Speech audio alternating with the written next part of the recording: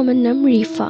আমি আজকে আমার বান্ধবীর বাবার সঙ্গে ঘটে যাওয়া একটা ভৌতিক ঘটনা তোমার সাথে শেয়ার করছি। তখন আঙ্কেলের বয়স 17 বছর। তার একটি দোকান ছিল। বর্ষাকালে রাত 12টার সময় দোকান বন্ধ করে রেলওয়ে স্টেশন পার হয়ে বাসায় যাবেন। তিনি যখন দোকান বন্ধ করবেন তখন খেয়াল করলেন হালকা হালকা বৃষ্টি পড়ছে। তারপরেও তিনি রওনা দেন রেলওয়ে স্টেশনের উদ্দেশ্যে। যাওয়ার সময় অনেক জোরে বৃষ্টি পড়তে শুরু করে। তিনি একটি দোকানের সামনে আশ্রয় নেয়। এরপর তিনি শোনেন যে একটি মেয়ে গুনগুন করে কান্না করছিল। তখনই একটা বিদ্যুতের ঝলকানি এসে পড়ল ওনার সামনে। তিনি অনেকটাই ভয় পেয়ে যায় এবং এক দৌড়ে গিয়ে উঠলেন ওভারব্রিজে। সেই ওভারব্রিজে একটি বট গাছ আছে। তিনি দেখলেন সেই বট গাছে কেউ একজন বসে আছে। আঙ্কেল ভালো করে লক্ষ্য করলেন যে বসে আছে তার মাথা নেই আর তার শরীর থেকে অনেক বাজে গন্ধ বের হচ্ছে। মুহূর্তের মাঝে সেই মাথা কাটা লোকটি অদৃশ্য হয়ে গেল। এরপর আঙ্কেল আর কোনো দিকে না তাকিয়ে দৌড় দিলেন বাড়ির উদ্দেশ্যে।